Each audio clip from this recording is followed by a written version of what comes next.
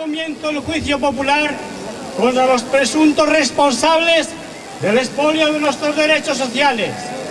Una parte de los responsables están aquí presentes, representando a todos los que día a día nos roban, nos estafan, nos saquean y nos esclavizan. Entra la acusación popular.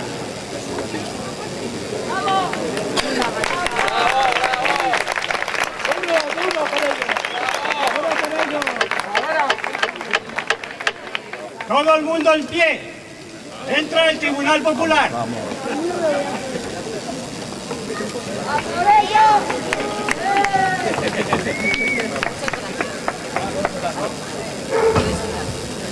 Pueden sentarse. La excusa de la crisis está sirviendo para imponernos un cambio de modelo político y económico. El nuevo modelo es fruto de un ataque sistemático contra nuestros derechos fundamentales.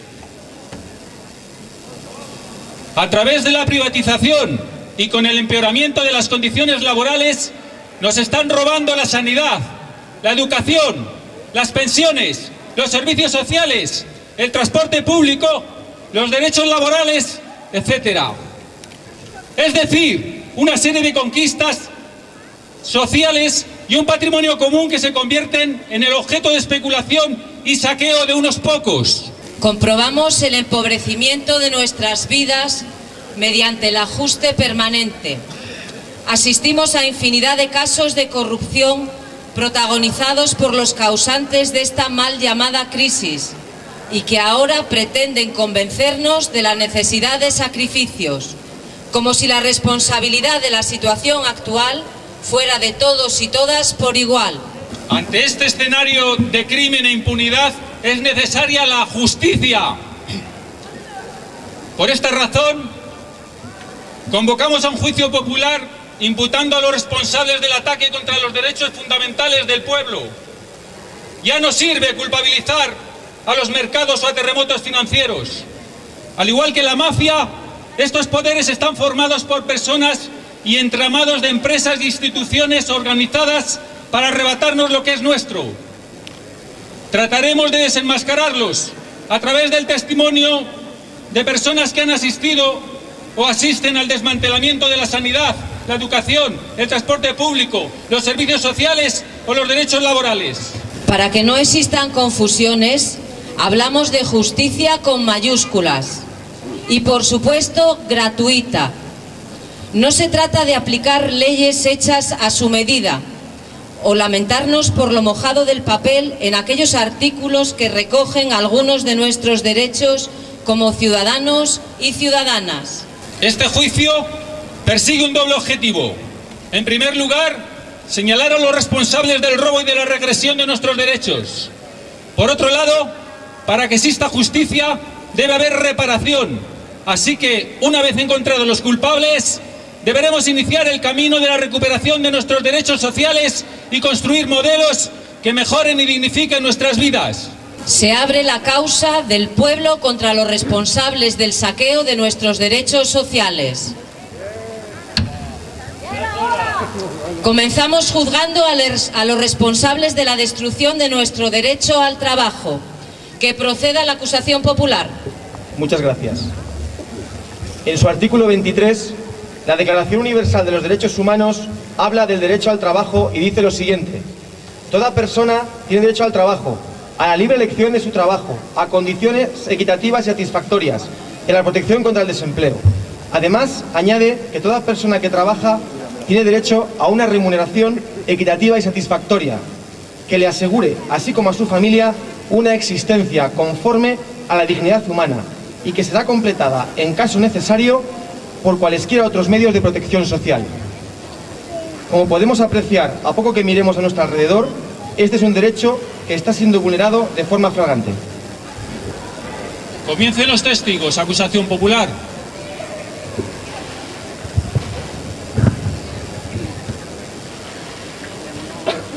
Tenemos un primer testigo, don Luis Pardo Fernández, que al igual que otros 6 millones de ciudadanos y ciudadanas se encuentra ahora mismo en el paro.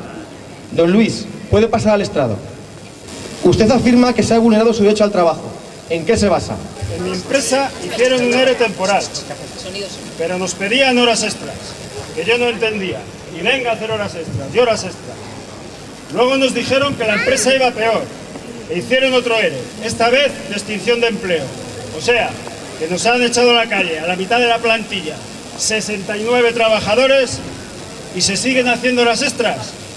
Sigo sin entender. Si se despide a la mitad de la plantilla, ¿por qué cojones se hacen horas extras, hostia? Por favor, modere su lenguaje. Ustedes perdonen, pero es que me enervo. Puede continuar. Ahora estoy cobrando el paro, pero veo a muchas personas que no lo cobran y no tienen trabajo, y mis compañeros haciendo horas extras. Muy pronto me tocará a mí, me quedaré sin cobrar el paro y no podré acogerme a la ayuda para mayores de 55 años. ¿Por qué dice usted que no podrá acogerse a este subsidio? Pues lo digo porque mi esposa tiene un empleo precario, temporal, de menos de media jornada, y como gana 300 euros, dicen que ya no me corresponde esa ayuda. Encima, ahora hay que jubilarse más tarde, y yo no voy a poder cotizar lo suficiente para poder tener derecho a una pensión. Hay muchas personas que se encuentran en esta situación, que no son vagas, como dicen algunos, y que darían cualquier cosa por tener un trabajo. Muchas gracias, don Luis. Agradecemos su explicación. Pero según usted, ¿por qué cree que se encuentra en este momento así? Desde mi punto de vista, los empresarios solo quieren ganar dinero. Solo quieren aumentar el tanto por ciento del beneficio. Y solo saben recortar. Recortan los salarios, recortan las plantillas. Exigen más horas de trabajo por menos dinero. Así los obreros no podemos vivir. No podemos comprar nada porque no tenemos dinero, y menos aún los que estamos en el paro. Nos sobra mes al final del sueldo. Así se lo digo. Y como las empresas no venden, dejan de producir, y luego los bancos se quedan con nuestros ahorros, con nuestras hipotecas y con nuestras casas. Nos impiden trabajar y vivir con dignidad, joder. Tiene razón. ¡Orden en la sala! ¡No somos esclavos! Bien. Creemos que el Estado defiende esta situación y la potencia, pues un Estado es siempre la herramienta de la disculpa de la clase dominante. Don Luis, ¿cómo cree usted que podríamos revertir esta situación? Pues muy fácil. Hay que trabajar menos horas y no hay que hacer ninguna hora extra. Hay que repartir el trabajo. Trabajar menos para que trabaje todo el mundo. De esta manera no habría paro. También hay que repartir la riqueza. No se puede consentir que la riqueza esté concentrada en tan pocas manos.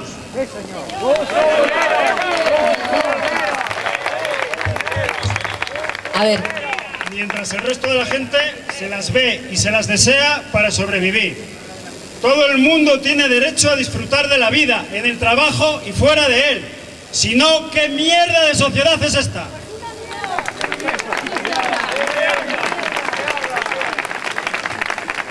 No hay más preguntas para este testigo. Gracias.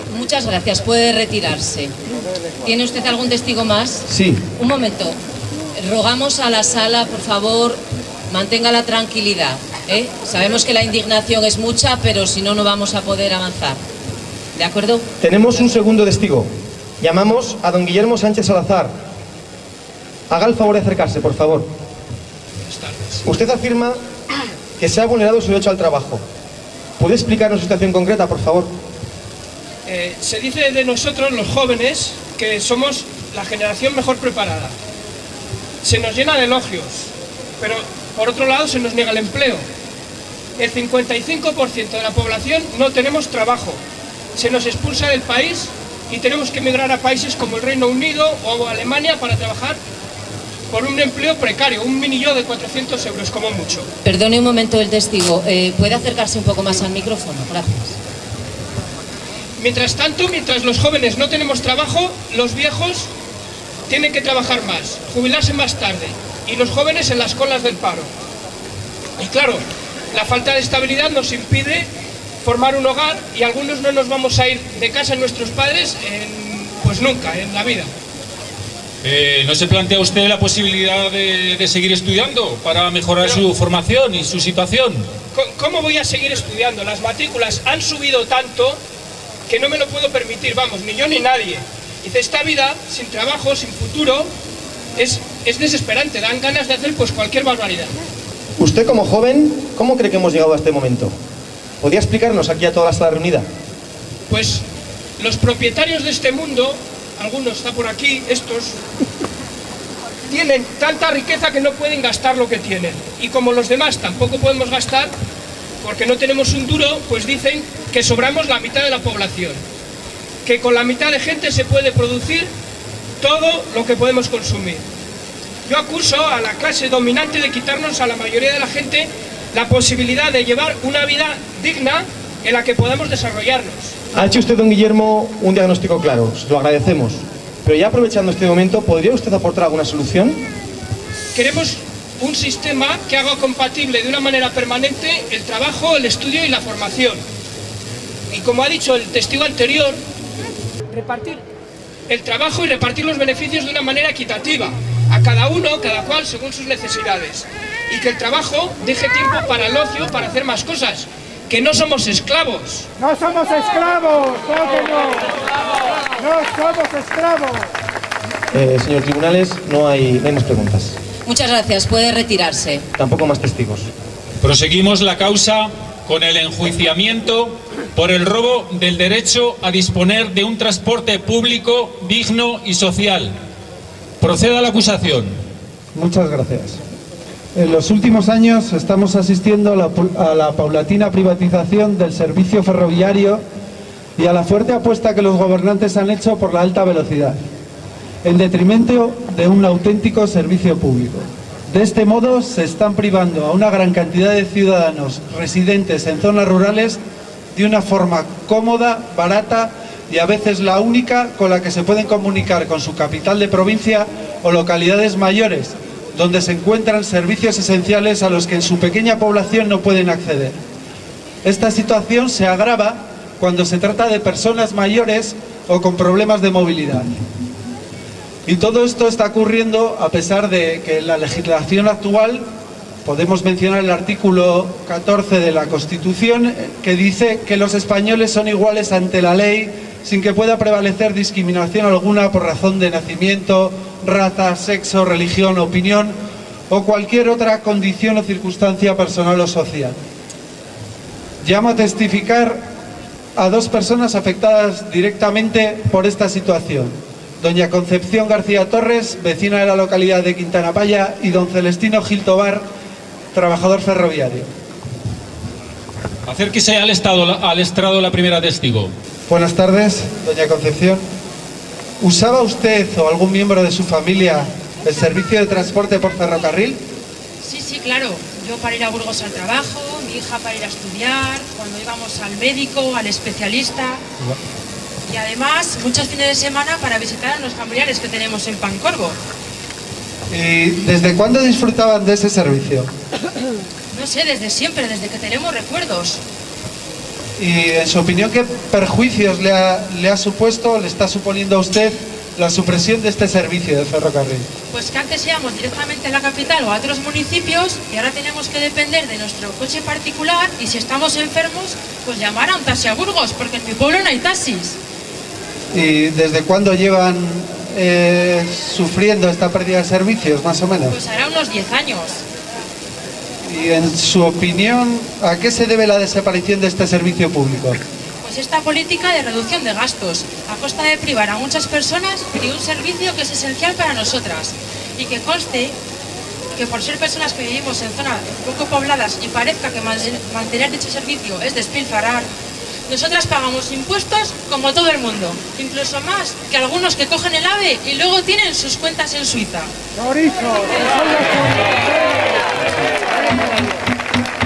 Orden en la sala o me veré obligado a desalojarla.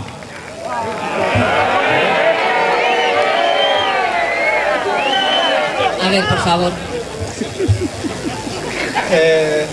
En relación al comentario último que ha hecho usted sobre estas personas que se lo llevan a Suiza, ¿A quién responsabiliza usted del desmantelamiento y de la pérdida de este servicio en su pueblo?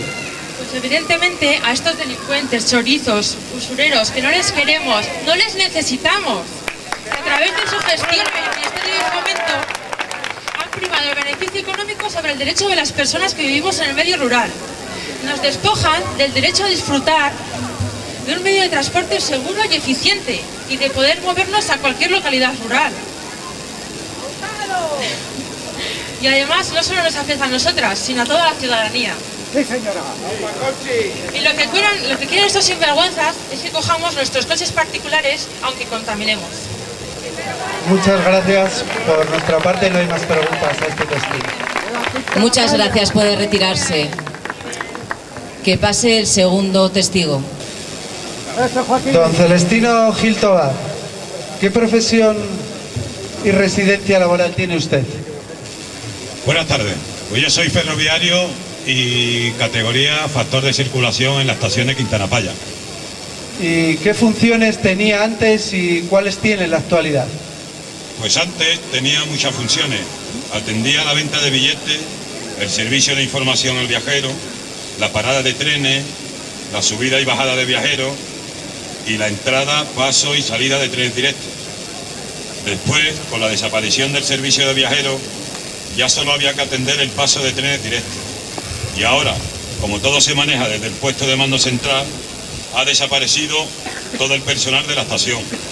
Solo hay personal en caso de trabajo esporádico en las instalaciones o si hay avería. Supongo que ha podido usted escuchar al anterior testigo y no sé si está de acuerdo con lo que ha dicho y si considera que es veraz su testimonio. Sí, totalmente. ¿Podría usted concretar desde cuándo se disfrutaba de este servicio que pasaba por Quintana Paya? Pues exactamente desde el año 1860, que ya llovió, cuando se construyó la línea Madrid-Girón, que antes se llamaba Ferrocarriles del Norte. Siempre ha habido ferrocarril en Quintana Paya. Y en su opinión profesional como ferroviario, ¿a quién culpa usted o quién cree que es responsable de esta situación? Pues si tenemos que culpar a alguien, deberíamos culpar a los diferentes ministerios de fomento, a los consejos de ministros y al Parlamento en general. Aquí tenemos una gran representación de ellos. Ningún partido político pone en sus programas electorales que vaya a someter al ferrocarril a criterios comerciales y a marginar a comarcas enteras con poca población. Pero luego vemos que la mayoría del gasto en transporte se invierte en construcciones faraónicas y elitistas como las líneas de AVE. Se olvidan de invertir en mejorar la red de trenes de cercanía, media distancia y larga distancia. Además, es en esta red donde se podría favorecer el transporte de mercancías, que por tren es el más ecológico y seguro. Es decir, que usted no cree que el AVE vaya a favorecer la vertebración del país. No, señoría, todo lo contrario. Las líneas AVE no las favorecen, porque solo tienen parada en las grandes ciudades. Además, son muy caras. Construir 1 kilómetro de AVE cuesta una media de 25 millones de euros. Solo 1 kilómetro, 25 millones de euros, señoría. Así que puede imaginarse. Por otra parte, el AVE derrocha mucha energía. Hay un salto energético de 3.300 voltios a 25.000 voltios. Y por último, es que en la red convencional ya se puede circular a 220 kilómetros en España, con apenas unos cambios de raíles y catenarias. De hecho, con el coste de una sola línea de AVE, se podría haber renovado toda la red convencional. También tengo que añadir las nefastas consecuencias, recordemos todos en Galicia, que ha producido la despreocupación por la seguridad a la hora de mantener a cualquier precio un alto ranking en la construcción de líneas AVE. Y en su opinión profesional, ¿cree que hay alguna solución? ¿Se podría mejorar o revertir esta situación? Sí, claro, con un buen servicio de trenes de media distancia, que con 2 frecuencias como mínimo por sentido diariamente, mañana y tarde, y que realicen parada en todas las estaciones del recorrido y que sean compatibles con los trenes de larga distancia, que tienen menos paradas y son más veloces. Muchas gracias. Por nuestra parte no hay más preguntas. Puede retirarse el testigo. Por un ferrocarril público y social. Por un ferrocarril público y social. A continuación, Vamos a juzgar a los responsables del expolio de los servicios sociales. Pueden ustedes proseguir con su exposición y con los testimonios. Acusación popular. Muchas gracias al tribunal. En su artículo 25, la Declaración Universal de los Derechos Humanos afirma lo siguiente: toda persona tiene derecho a un nivel de vida adecuado que le asegure, así como a su familia, la salud y el bienestar, y en especial la alimentación, el vestido, la vivienda, la asistencia médica y los servicios sociales necesarios. Tiene asimismo derecho a los seguros en caso de desempleo, enfermedad, invalidez, viudedad, vejez u otros casos de pérdida de sus medios de subsistencia por circunstancias independientes de su voluntad. En la actualidad estamos viendo cómo estos derechos universales se están vulnerando a diario en este país. Los servicios sociales, que apenas habíamos empezado a disfrutar, se están convirtiendo en una fuente de negocio para unos pocos y son accesibles solamente para aquellas personas que pueden permitirse pagarlos. Mientras tanto, al resto de la ciudadanía se la condena a la beneficencia o a la resignación.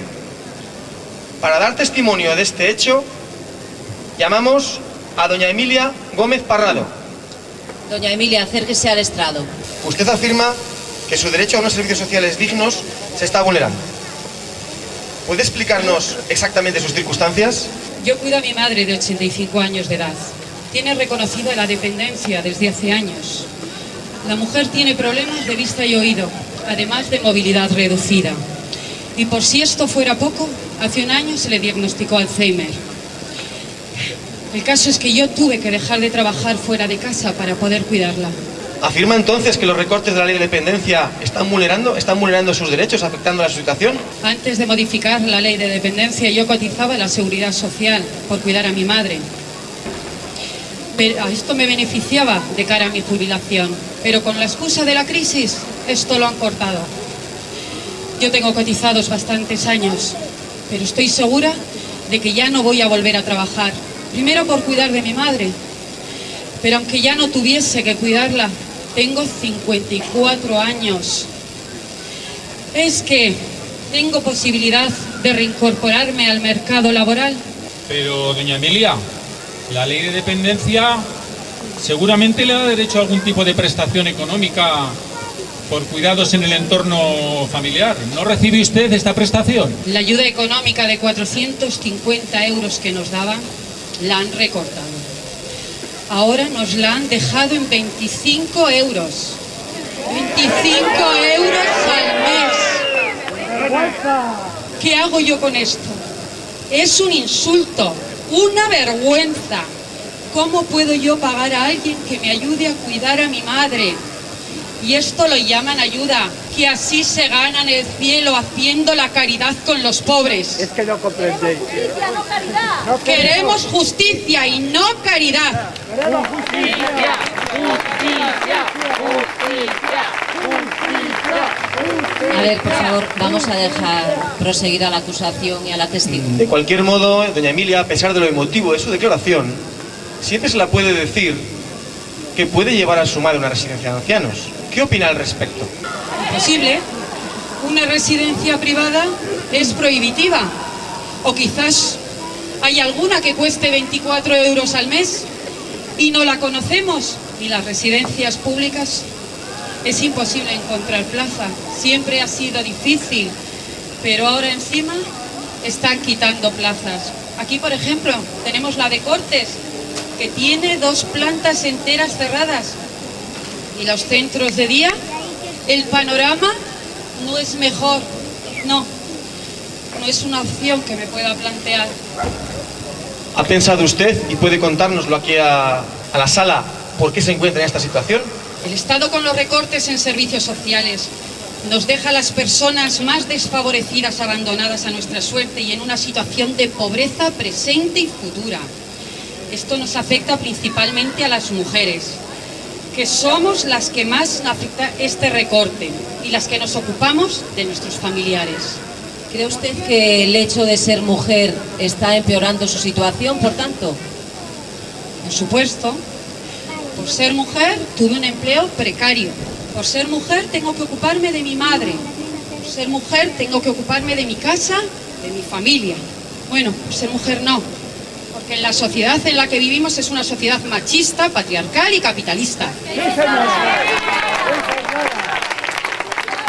Orden en la sala.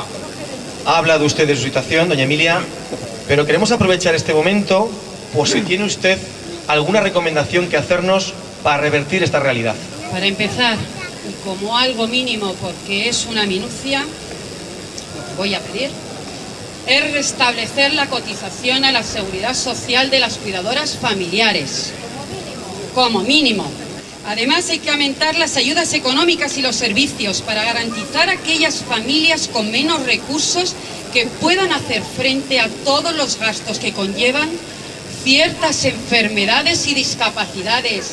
Que no queremos migajas, queremos justicia y no caridad. ¡Justicia! ¡Justicia! ¡Justicia! A ver, por favor, sabemos que es un tema que afecta a muchísima gente, pero de verdad es que tenemos que proseguir, ¿de acuerdo? No interrumpan. ¡Justicia! ¡Queremos justicia! A este de la primera fila me lo trinquen.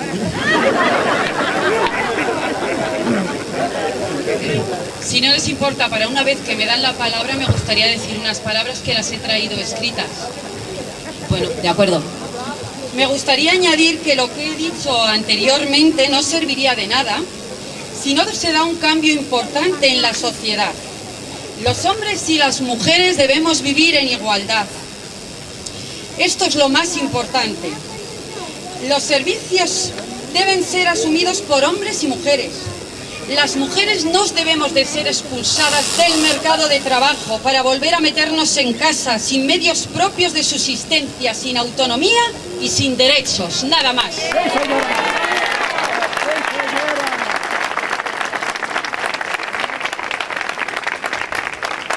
En la causa del pueblo contra los responsables del expolio de nuestros derechos sociales, pasamos a juzgar ahora a los acusados de recortar el derecho de educación de la mayor parte de la ciudadanía.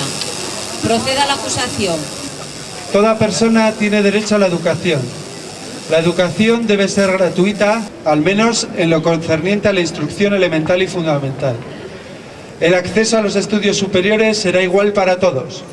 Se afirma también que la educación tendrá por objeto el pleno desarrollo de la personalidad humana y el fortalecimiento del respeto a los derechos humanos y las libertades fundamentales.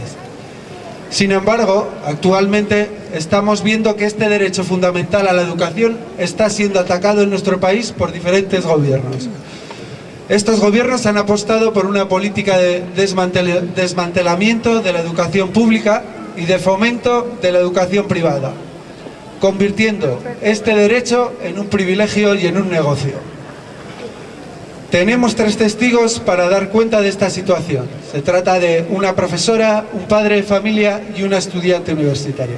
Comencemos por la docente. ¿Puede acercarse la testigo? Doña Lucía Jiménez Arbusto, usted afirma que como profesional de la enseñanza se está vulnerando el derecho a la educación o en este caso a ejercer su profesión. ¿En qué se basa? Con la excusa de la crisis se está dañando la educación. La educación es un derecho y como tal ni se debe discutir ni se debe recortar. Exactamente. Se están reduciendo los presupuestos a nivel nacional y regional. El número de profesores cada vez es menor. Los alumnos más numerosos en las aulas. Los programas de atención a la diversidad se reducen. El dinero para las prácticas de FP desaparece y por no ir más lejos, aquí en la escuela de hostelería vemos cómo los alumnos no tienen ni pollos para deshuesar. ¿Cómo van a cocinar después? Y por no hablar de la ley de educación. Esa ley que tiene el sangrante y vergonzoso nombre de Ley de Mejora de la Calidad Educativa y que pretenden aprobar en breve. En su opinión, ¿por qué cree que la LOMCE es un nuevo ataque a nuestro derecho a la educación? Se acaba con 2 aspectos muy fundamentales de la educación. Se acaba con la visión de la educación como un derecho universal. Se somete o supedita la educación al mercado laboral, en lugar del desarrollo de las personas y de nuestra sociedad. Se acaba también con la función compensadora que ha tenido la educación, disminuyendo desigualdades. Van a aumentar, porque Se crean rankings de centros, se establecen reválidas, se eliminan estudios en los centros rurales, y etcétera, etcétera, etcétera. Y podría seguir así, porque el número de desafueros es interminable. ¡Sinvergüenza! Le voy a pedir que haga un ejercicio de imaginación y nos describa qué puede suponer esto en un futuro, ¿no? ¿Qué tipo de situación va a crear a nivel social? Pues mucho no tengo que imaginar, porque está claro. Peores condiciones de aprendizaje y peor calidad educativa. Pero el ministro de Educación dice... ¡Dimisión! ¡Dimisión! El fracaso es...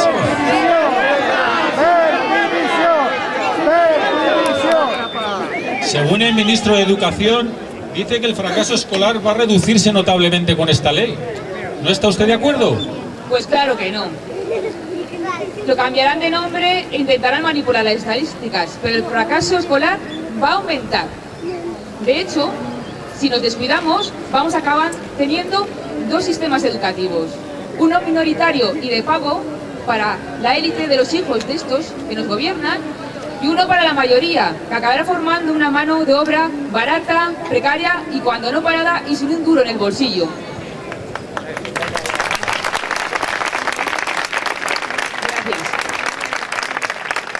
Por favor, le pido que no se retire porque le formularé alguna pregunta más, pero ahora me gustaría llamar a un segundo testigo, don Jesús Santamaría García. Por favor, acérquese. Don Jesús, buenas tardes. Usted es padre de 3 hijos y afirma que se está conculcando el derecho a la educación de sus hijos y por extensión de todos nosotros, ¿no? ¿A qué se refiere con esta acusación? Para empezar, yo considero que estos recortes son profundamente injustos. Bueno, por contar un poquitín, mi compañera y yo, que no pudimos estudiar por falta de recursos económicos, teníamos la esperanza de que al menos nuestros hijos fueran a la universidad y pudieran disfrutar pues, de aquellas cosas que nosotros no hemos podido. Pero es que estamos volviendo atrás. Nos han quitado las becas de libros, las ayudas para la matrícula, del comedor, del transporte. Las familias cada vez tenemos que pagar más. Bueno, de hecho es que las tasas universitarias han subido tanto que va a llegar un momento en el que vamos a tener que escoger cuál de nuestros hijos es al que mandamos a la universidad. Es que es injusto, bueno, es intolerable, es que son unos cabrones. A ver, señor, modere un poco su lenguaje, señor. Disculpe, señoría, pero es que me puede la rabia cuando veo tantas injusticias. Y es que encima las familias no vamos a poder ni siquiera opinar en lo referente a la educación de nuestras hijas y de nuestros hijos. A partir de ahora, con la ley que va a hacer el sinvergüenza ese, con esa ley, lo que va a suceder es que... Silencio, porque no podemos escuchar el testimonio que está dando esta persona. Con esa ley, los directores van a ser escogidos a dedo, y van a ser los que tomen todas las decisiones en los centros. Los padres y las madres no vamos a poder decidir absolutamente nada, ni decir nada de nada. Solamente vamos a tener que decir a todo lo que nos digan amén, amén, amén. Que eso es otra. Nos van a quitar la música, nos van a quitar la plástica, a nuestros hijos les van a privar de filosofía. Pero religión sí, religión en todos los niveles educativos y encima para hacer media con el resto de las asignaturas, como si fuera una asignatura más. Muy bien,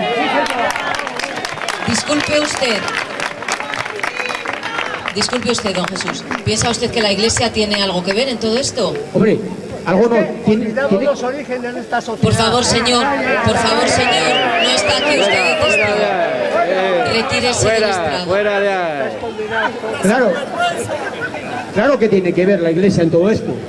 A ellos lo que van a hacer va a ser subvencionarles sus colegios, que menudo negocio lo están convirtiendo. Y encima, bueno, con los únicos que han negociado la ley, el sinvergüenza este de ministro que tenemos, con los únicos, ha sido con los obispos. Y que yo sepa, esos señores no forman parte de la comunidad educativa, no son profesores, no son alumnos tampoco, y que yo sepa, tampoco son padres.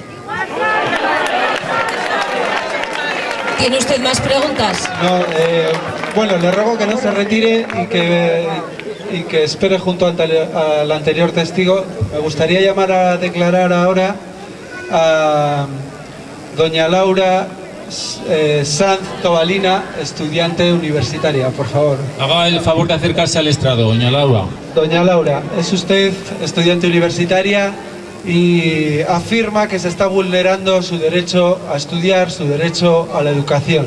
¿En qué se basa? Sí, en educación superior la política de recorte se traduce en un incremento de hasta el 60% en las tasas de la matrícula, como ha dicho antes este señor. Además, el presupuesto para becas e investigación se ha reducido. Quieren que pidamos préstamos a los bancos y endeudarnos media vida. Todo esto está expulsando de las universidades a mucha gente. Se recorta en la universidad pública y se potencia la creación de universidades privadas.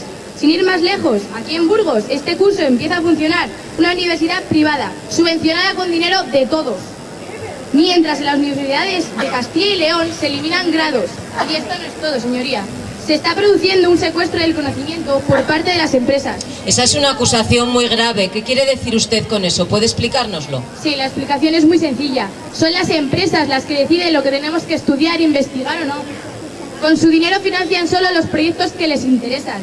Solo hay que pasarse por las universidades de Burgos para ver las influencias de los bancos y de las empresas automovilísticas. ¡Fuera los bancos de la universidad! ¡Fuera los bancos de la universidad! ¡Fuera los bancos de la universidad! Prosiga la acusación popular. Bueno, hemos podido comprobar todo el mundo que la testigo es una estudiante muy bien informada y formada, y por eso le pediría que, si usted conoce la situación en otros niveles educativos de compañeros más jóvenes que en la actualidad estén estudiando secundaria o bachillerato, nos describa cuál es la situación en la actualidad. Sí, por supuesto que sí. Sé por motivos familiares y también porque me informo que no se cubren las bajas del profesorado y que los alumnos se quedan más de 2 semanas sin clase. También sé que se han suprimido las clases de refuerzo y de apoyo y se han despedido a montones de profesores. No queda dinero ni para calefacción, están muertos de frío en las clases, ni para fotocopias, ni para FP, ni para limpieza. Es lamentable que en un país tan avanzado como dicen que es el nuestro nos veamos en esta situación, pues sinvergüenzas que solo miran por su propio beneficio y para su beneficio.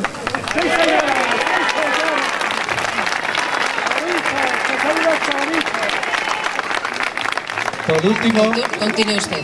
Por último, me gustaría hacer una pregunta a los tres, porque creo que han descrito muy bien la situación y de forma recurrente, pues señores como el ministro Wert acusan a la comunidad educativa de solo saber criticar y no aportar soluciones. En la opinión de en su opinión, en la de cada uno de vosotros, ¿cuáles podrían ser las alternativas o medidas de mejora? Bueno, en primer lugar, creo que tenemos que considerar que la educación no puede ser un negocio, es un derecho, y tenemos que garantizar una educación pública y totalmente gratuita para todo el mundo. En esto hay que invertir, porque para otras cosas luego vemos que sí que les quedan, ¿vale? O sea, pues entonces invirtamos ahí, para que todo el mundo que quiera pueda estudiar lo que sea. Tenemos que garantizar que todas las personas, independientemente de su procedencia social, pueden acceder a la universidad y estudiar la carrera que les apetezca. Sí, señor. ¡Educación!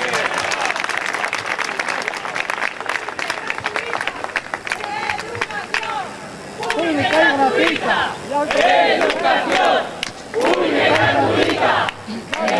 A ver, por favor, dejemos hablar a la testigo. A mí me gustaría destacar que la escuela pública ha llevado en los últimos años a cabo gran cantidad de proyectos de innovación, de integración también. Ha ayudado a paliar las desigualdades económicas, que en España son de las mayores que hay en la Unión Europea. Y aunque la escuela pública sí que tiene mucho que mejorar, este tendría que ser el camino a seguir. Y finalmente me gustaría añadir una cosa. Pediría a estos mandantes, efectivamente, que por favor, que dejen de repetirnos que con menos presupuesto y más alumnos en las aulas, la educación va a mejorar. Porque por favor, no somos idiotas. ¡No somos idiotas! ¡No somos idiotas! ¡No somos idiotas! Adelante, Laura. Yo pienso que no se puede recortar ni en educación, ni en sanidad, ni en prestaciones sociales, sino todo lo contrario. Hay que invertir en una educación pública y de calidad. Además, se está impidiendo el acceso a muchas familias por razones económicas y se está incumpliendo un derecho fundamental de la educación. Muchas gracias a todos los testigos por su testimonio. Por favor, silencio, que nos quedan todavía un par de ámbitos que juzgar, así que vamos a proseguir. Seguimos rogando a los testigos que se acerquen mucho al micrófono, y si es posible que lo cojan con la mano para hablar lo más cerca posible, que si no, no se oye por detrás. Gracias. Proseguimos la vista examinando el estado de la cuestión de la administración pública. Que proceda la acusación popular. Muchas gracias. En su artículo 103, la Constitución española afirma que la administración pública sirve con objetividad los intereses generales y actúa con sometimiento pleno a la ley y al derecho. Frente a este principio, estamos asistiendo a la creación por parte de los gobiernos de una administración paralela, en la que aumentan cada día los cargos de libre designación, en la que se deja sin contenido el trabajo de muchas y muchos trabajadores públicos, para luego encargar estas funciones a empresas privadas. Para demostrar estos hechos, tenemos dos testigos. Que se acerque el primer testigo, por favor. Buenas tardes. Buenas tardes. Díganos su nombre, por favor. Me llamo Isabel Gutiérrez Pérez. Isabel, usted afirma que el Estado ha creado una administración paralela, como hemos escuchado hace un momento. ¿En qué fundamenta esta afirmación tan contundente? Explíquenoslo a la sala, por favor. Pues mire, desde que yo aprobé la posición de funcionaria, que de esto ya ha llovido, se han creado cientos de empresas, entes, fundaciones que trabajan para la administración y que se sustentan con los fondos públicos que salen de los bolsillos de todos los ciudadanos. Se hacen llamar empresas públicas, pero en realidad son empresas privadas. ¿Cómo qué quiere decir con que son empresas privadas? Pues verás, muy sencillo. Se llaman públicas porque trabajan para la administración, pero es una empresa como otra cualquiera, normal, que están haciendo trabajos de los empleados públicos, que se sustentan con fondos públicos y que viven a través de nuestros fondos. ¿Nos podría explicar, para que comprendiéramos todos bien, cuál es el mecanismo y qué trabajos son esos que están haciendo empresas privadas que correspondían a la administración pública? Pues cualquier trabajo, desde el que realiza un auxiliar administrativo hasta el de un asesor de un cargo político. Supongo que nos podría nombrar alguna de esas empresas. Pues sí, mire, hay tantas que no acabaríamos nunca, pero entre otras le voy a decir Provilsa, Somacil, Itacil, Filsopa y hasta el Corte Inglés. No hay que olvidarse tampoco de los autónomos que trabajan para la administración. ¡Aquí chupa todo el mundo! Abunde usted un poco más en eso que está diciendo. Pues mire, que casi todas las empresas trabajan dentro de la administración, o sea, en las mismas dependencias que el resto de los empleados públicos, con lo cual están gastando luz, teléfono, impresoras, papel, todo lo mismo que los empleados públicos. Y eso lo pagamos y sale de los bolsillos de los ciudadanos. Sin embargo, los beneficios se lo quedan ellos. Y encima hay que decir también que muchos de esos trabajos que realizan estas empresas lo tienen que certificar el personal de la administración. Solamente se dedican a los beneficios de nuestros fondos públicos y encima hay menos empleo público. ¿Es cierto que esos trabajos los tiene que certificar después un empleado público? O sea, que el trabajo se hace 2 veces. Pues en la mayoría de los casos sí, porque los funcionarios tienen ese cargo de certificarlo. ¿Le gustaría añadir algo más? Pues hombre, me gustaría añadir muchas cosas, pero le voy a hacer un ejemplo que todos vamos a entender fácilmente. Hace unos 27 años la Junta de Castilla y León privatizó las ITVs que todos conocemos, con el pretexto de que eran deficitarias. Por aquel entonces, hacer una revisión de ITV en un vehículo durante 10 años costaba entre 3.000 y 5.000 pesetas dependiendo del tipo de vehículo que fuera. Hoy, esa misma revisión vale 240 euros, unas 40.000 pesetas. toma su vida. Se cambió la ley, se protegió a la empresa privada y los ciudadanos a pagar. Seguro que la empresa que realiza este servicio es de algún familiar o conocido del que cambió la ley o de los que cambiaron la ley. Elena Botella y de los tuyos.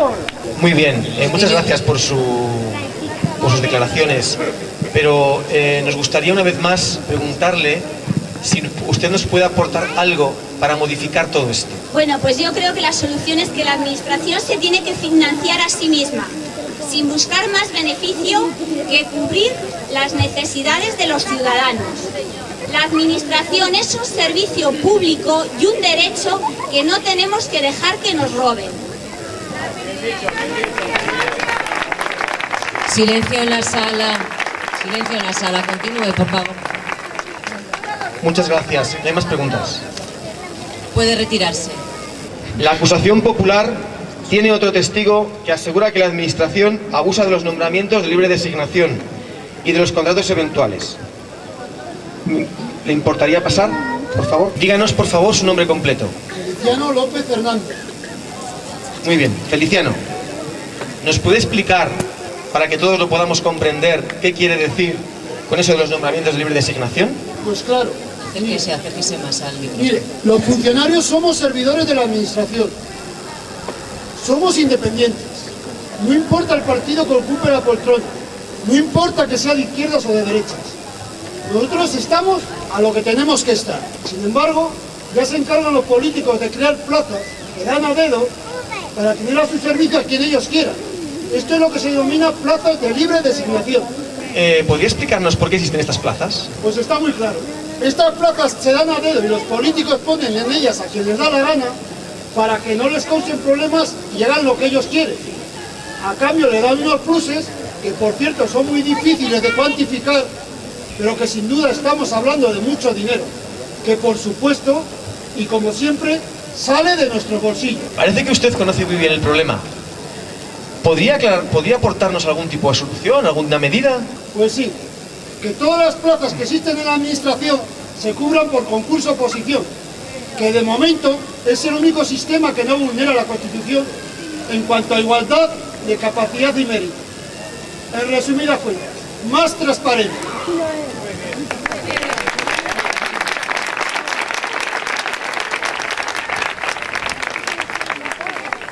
¿Le gustaría añadir algo más? Pues hombre, podría hablarle de las obras faraónicas en las que se han despilfarrado millones de euros. A ver, ¿de qué obras faraónicas está hablando usted?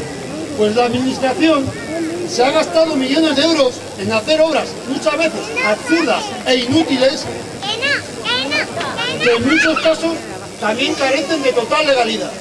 Sería interesante que nos ilustrara a todos con el nombre de alguna de ellas. Pues hombre, aquí traigo apuntados unos datos. En principio les voy a nombrar las realizadas en Castilla y León, que son más conocidas por lo que tienen de ilegales detrás de ellas.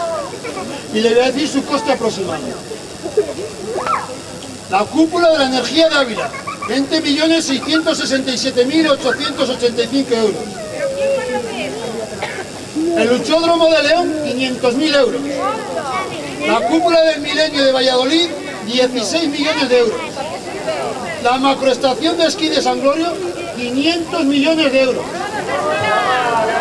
A ver, silencio, por favor. ¿Nos podría nombrar alguna a nivel nacional para ir concluyendo? Pues sí, le voy a decir unas pocas, para que se dé cuenta todo el mundo del despilfarro. El puente de la Pepa de Cádiz, 432 millones. La línea del AVE Madrid-Cataluña, 8.966 millones de euros. Chorizos, que son los chorizos. La Ciudad de la Cultura de Santiago de Compostela, 400 millones de euros. Las setas de la Plaza de la Encarnación de Sevilla, 86 millones de euros. La Ciudad del Circo de Alarcón, 120 millones de euros. Ha quedado claro. ¿Puede usted ir concluyendo?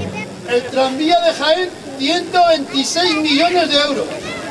La Caja Mágica de Madrid, 294 millones de euros. Y 48 aeropuertos comerciales en 20 años, algunos sin servicio. Y no digo lo que han costado porque no se lo creería nadie. Muchas gracias por su testimonio. ¿Tiene la acusación alguna pregunta más? ¿Se le ocurre a usted alguna medida para solucionar todo esto tan grave? Esto está muy claro. Mientras la justicia no pida responsabilidades a los políticos de turno y mientras la gente no tome conciencia del robo continuo, esto va a seguir igual. Como no rueda alguna cabeza, aquí no pasa nada. ¡Viva la guillotina! ¡Viva la guillotina! A ver, silencio, por favor. Es muy fácil gastar el dinero de todos. Y si me equivoco, no pasa nada. Y mientras, sobre va y sobreviene. Lo que los políticos deben hacer es garantizar unos servicios verdaderamente públicos. Si no a la calle. Porque los servicios públicos son nuestros derechos, he dicho. Muchas gracias. Puede retirarte el testigo. ¡Despierta! ¡Nos están robando! A ver, por favor, silencio en la sala. Si no, tendremos que desalojar.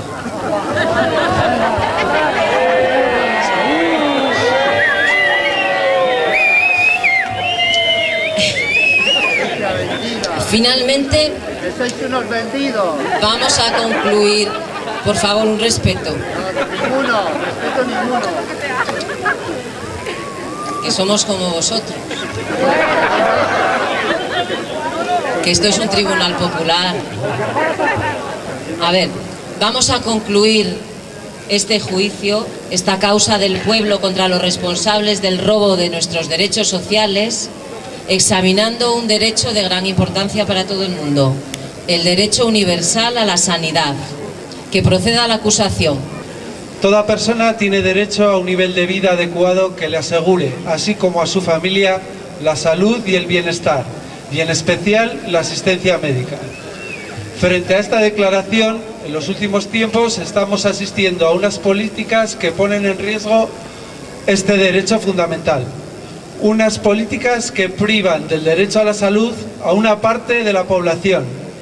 Unas políticas que pretenden privatizar la sanidad pública y que convierten la salud en un negocio para el enriquecimiento de una minoría. Para dar cuenta de esta situación tenemos a una serie de testigos. A ver, que entren los testigos y testigos. ¡Opa, opa! ¡Dale duro, duro, duro!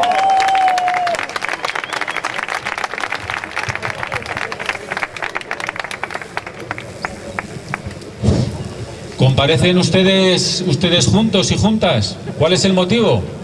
¿Por qué comparecen ustedes juntos? Preguntaba mi compañero. Es que la privatización de la sanidad y los recortes nos afectan a toda la población, a todos los trabajadores y a todos los pacientes.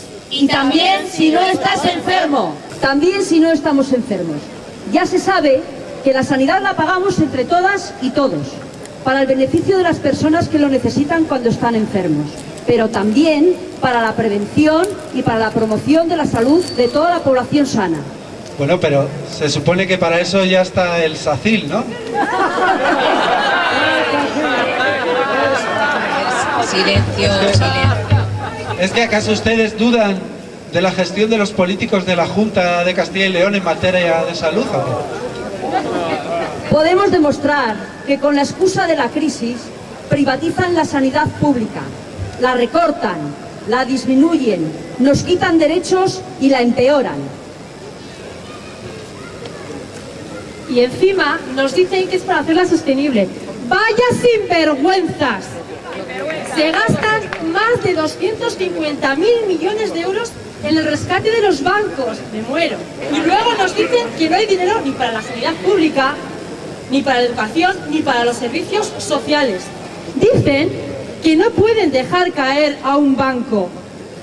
Pero mientras tanto están dejando caer a nuestra salud pública. Nuestra salud y la de nuestros hijos y nuestras hijas les importan menos que todos los beneficios de los banqueros. ¡Fuera! Solo hay que ver que se está recortando en la atención primaria. Se cierran centros y luego no se contrata al personal de sustitución, por lo que la carga de trabajo aumenta y a los trabajadores se les hace trabajar más en su jornada laboral y en contrapartida cogen y nos disminuyen el sueldo, bajando los salarios. Ante todo esto, los políticos nos siguen diciendo que esto no repercute sobre el servicio de atención a los pacientes. Mentira. Parece que esto nos están tratando como si fuésemos aquí tontos. ¡No somos tontos! ¡No somos tontos! A ver, por favor, ¿alguien más tiene algo que añadir? Con permiso, señoría. En nuestro pueblo estamos ocupando el centro de salud las 24 horas para que no nos lo cierren. Dicen que como somos pocos, pues no nos hace falta la atención sanitaria todo el día. Y que si hay una urgencia, ¡hala! Que cojamos el coche y que nos vamos a 45 kilómetros. Así que nos va a nosotros en los pueblos. Nos están cerrando los centros de salud, las escuelas, los trenes. Así como va a venir la gente a vivir a los pueblos.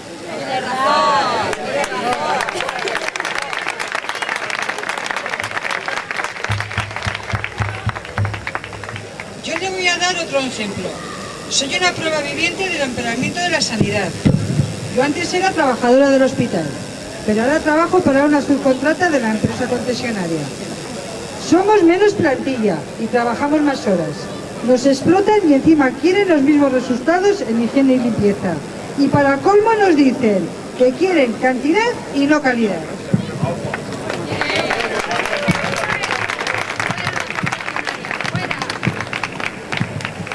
¿Tienen algún ejemplo más? Otro ejemplo. Para construir el nuevo hospital de Burgos, el gobierno decidió hacerlo mediante la fórmula público-privada de participación. Nos engañaron en todo. El plazo de construcción se alargó 3 años más de lo pactado. El coste se ha multiplicado por 2 y el canon anual que tenemos que pagar ha pasado de 30 millones de euros a 71. Desaparecieron 340 puestos de trabajo público y 17 categorías profesionales. Se privatizaron servicios fundamentales como la limpieza, el mantenimiento, la custodia de historias clínicas, lencería, la comida, la esterilización y los suministros. ¡Bravo! ¡Qué barbaridad! Y encima, a esta empresa concesionaria se le da la explotación de todas las funciones. Y esta va y subcontrata otras empresas. El servicio se encarece, pero totalmente. Y luego encima todos se quieren beneficiar. ¿Por qué? Porque todos quieren llevarse para su terreno. Mientras tanto, la comida es peor. Y encima, mucho más cara. Sí, es verdad. Bueno, y ustedes no saben lo que repercute todo eso en mi trabajo. Porque yo soy una pobre viuda que llego a casa a las 12 de la noche, y encima tengo que disminuye mi sueldo, y aumenta mi trabajo y mi jornada laboral. ¿Cuándo atiendo yo a mi familia, señores?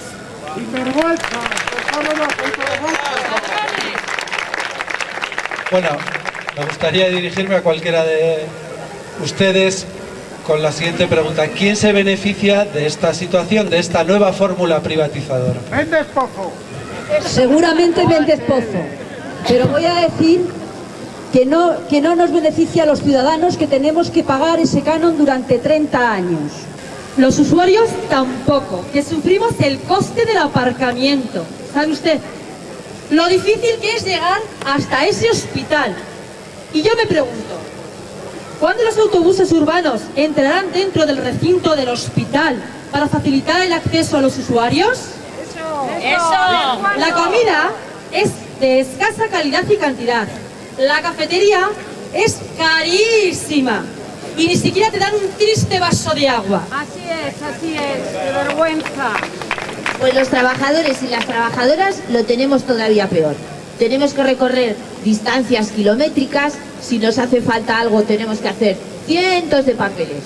Si se nos rompe algo, el tiempo de espera es eterno.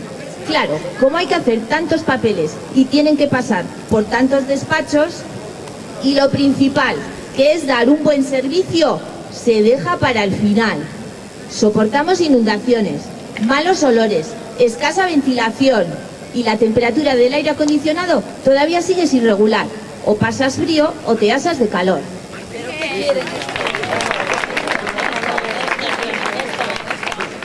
Yo tampoco me beneficié. Creo que me ayudaron a morir la larga lista de espera, que no me hiciesen un escáner a tiempo y una infección en el quirófano. ¿Y todo por qué? Por falta de personal de enfermería y de limpieza.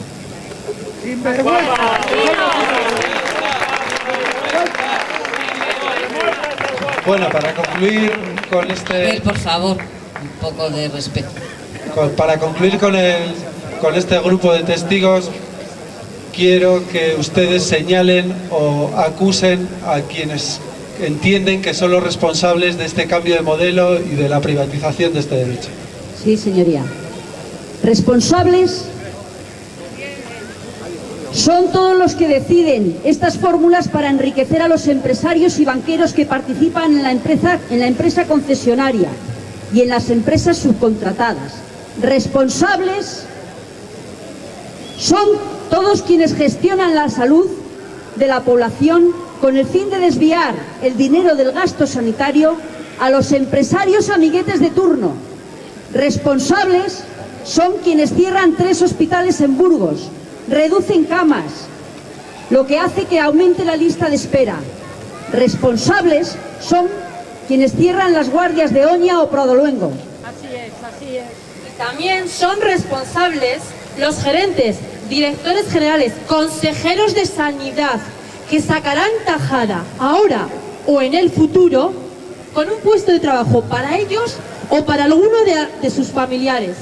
Y sobre todo se beneficia la sanidad privada, que se frota las manos y crece al calor del deterioro provocado de nuestra sanidad pública. Pública sí, privada no. Pública sí, privada no. Pública sí, A ver, por favor, dejen concluir a la acusación popular. ¿Cómo creen ustedes que se podría revertir esta situación, cambiar? ¿Tienen alguna alternativa que aportar?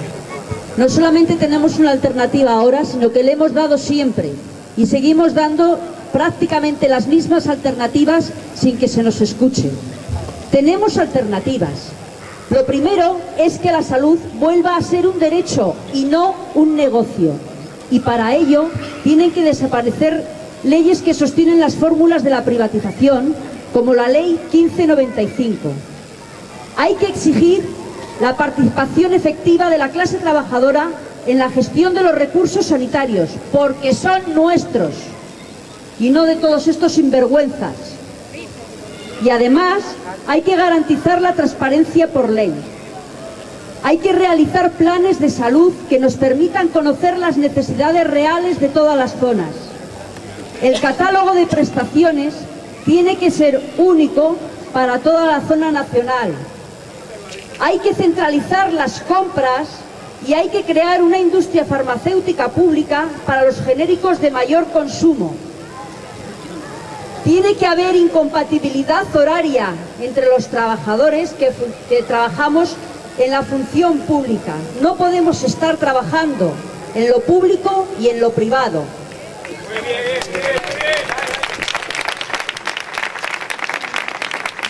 ¿Quiere decir algo más? Sí, señoría. Podríamos hacer muchas cosas más para mejorar el servicio de salud que tenemos, sin aumentar los costes. Pero sobre todo tenemos que hacer 2 cosas. Echar a estos chupópteros de la sanidad y que todo lo privado vuelva a ser público. Muchas gracias. No hay más preguntas. Muchas gracias, pueden retirarse. Pública sí, privada no. Pública sí, privada no. Pública sí, privada no. Pública sí, privada no. Una vez oídos todos los testimonios presentados en esta causa del pueblo contra los responsables del expolio de los derechos sociales, es el turno del alegato de la acusación popular. Procédase a su lectura. Rogamos la mayor atención al público presente en la sala. Rogamos también que no haya interrupciones ahora, por favor. Después el público tendrá que emitir el veredicto, entonces, por favor, escuchen el alegato. Señoras y señores, hemos visto crecer las colas del paro. Hemos visto rebuscar en contenedores de basura. Hemos visto huir a inmigrantes abandonando sus pertenencias. Hemos visto seres humanos hundir su dignidad en las colas de Cáritas por un plato de lentejas. También hemos visto dormir gente en las calles, familias enteras abandonadas, arrojadas a la calle por un desahucio, prostitución obligada como salida desesperada, ancianos que prescinden de cuidados y medicamentos. Hemos tenido noticias también de suicidios y también hemos conocido gente golpeada y encarcelada para reprimir las protestas populares. Hemos visto como al amparo de todas estas injusticias surgen asociaciones de caridad que, sin pretenderlo, enmascaran el problema. Grandes grupos de presión, como bancos, multinacionales, grupos de inversión al servicio de unas pocas familias, hacen todo lo posible para acumular todo tipo de riquezas, materias primas, procesos productivos, servicios para el disfrute de unos pocos. Esto es posible porque instituciones como el Fondo Monetario Internacional, el Banco Mundial, el Banco Central Europeo, la Organización Mundial del Comercio, el Consejo de Europa y otras muchas creadas por el sistema capitalista para dotarse de herramientas que lo perpetúen, le dicen a los gobiernos lo que tienen que hacer. Gracias a los testimonios aportados en este juicio, hemos constatado, sin ningún género de dudas, que también el gobierno español, los gobiernos de las comunidades autónomas, los parlamentos, los juzgados, los ayuntamientos y los partidos políticos placenteramente instalados en el sistema son cómplices de este expolio de los derechos sociales, porque forman parte de este modo de pensar, de estos intereses egoístas.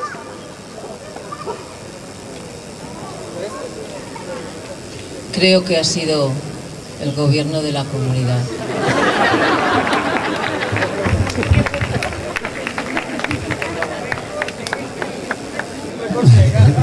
Forman parte de este modo de pensar, de unos intereses egoístas que gobiernan hoy en día al mundo.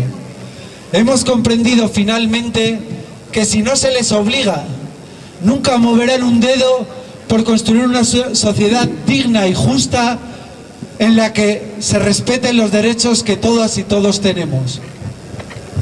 En resumen, la mayor parte de nosotros hemos constatado cómo el sistema de mercado capitalista ha fracasado en la asignación de recursos, en la asignación de bienes a las personas. Es lo que ha fracasado, el mercado.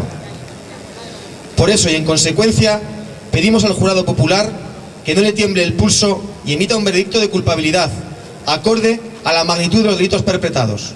Muchas gracias.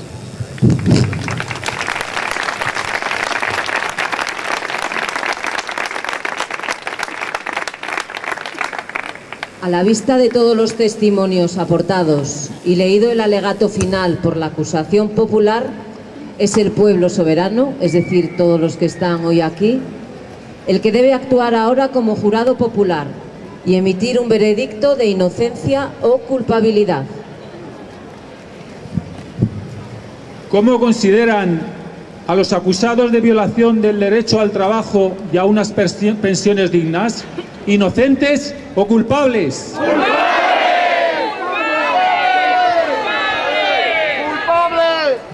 ¿Cómo consideran a los acusados de violación del derecho de un transporte público y social?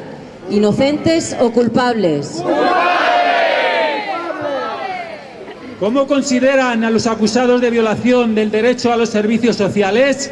¿Inocentes o culpables? ¿Cómo consideran a los acusados de violación del derecho a la educación? ¿Inocentes o culpables? ¿Cómo consideran a los acusados de violación del derecho a una administración pública neutral y eficaz? ¿Inocentes o culpables? Finalmente, ¿cómo consideran a los acusados de violación del derecho a la sanidad? inocentes o culpables.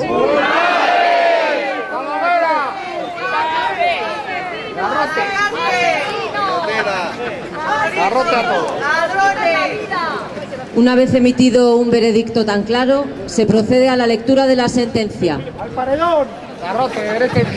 Este tribunal popular, constituido para juzgar a los responsables del despojo de los derechos sociales de este país, ante los testimonios que se han ido presentando a lo largo del juicio, ha llegado a las siguientes conclusiones. Que con la excusa de la crisis, en los últimos años se está llevando a cabo un cambio de modelo económico, político y social a espaldas de la ciudadanía. Un cambio que supone un ataque directo contra todos los derechos fundamentales. Que este cambio de modelo económico y social se está llevando a cabo mediante un proceso de privatización, por el cual los diferentes gobiernos están transfiriendo los bienes públicos a las manos de empresas privadas, que convierten estos bienes públicos y los derechos sociales en materia de especulación y negocio para su propio enriquecimiento. Que este proceso de privatización está acompañado por la corrupción de la clase política, que está al servicio de las entidades financieras y de las empresas privadas, de las que recibe pingües beneficios, ya sean económicos, ya sean en forma de puestos de responsabilidad, cuando terminan su vida política. Por todo lo anteriormente expuesto y con la autoridad que nos concede el pueblo, debemos condenar y condenamos a los acusados aquí presentes por la violación de los derechos fundamentales. Estos gobernantes, instituciones y empresas son culpables y carecen de legitimidad. Por tanto, no debemos aceptar que impongan sacrificios a la ciudadanía. ¡Sabotaje!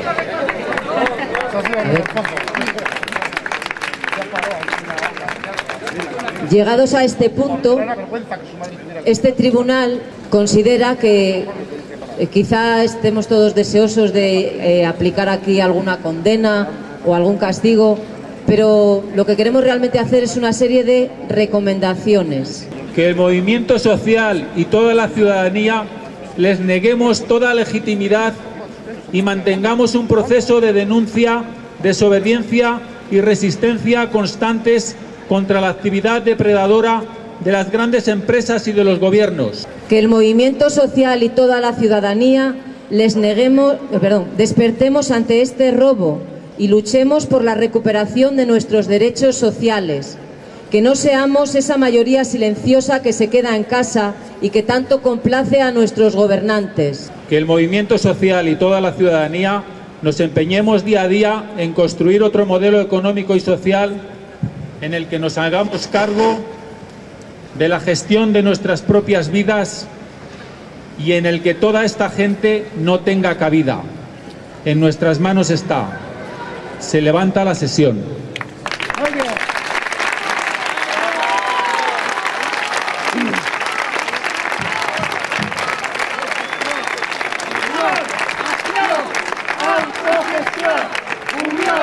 Muchas gracias a todos los asistentes y muchas gracias también a las personas que no pertenecen a CGT pero que han participado en la representación.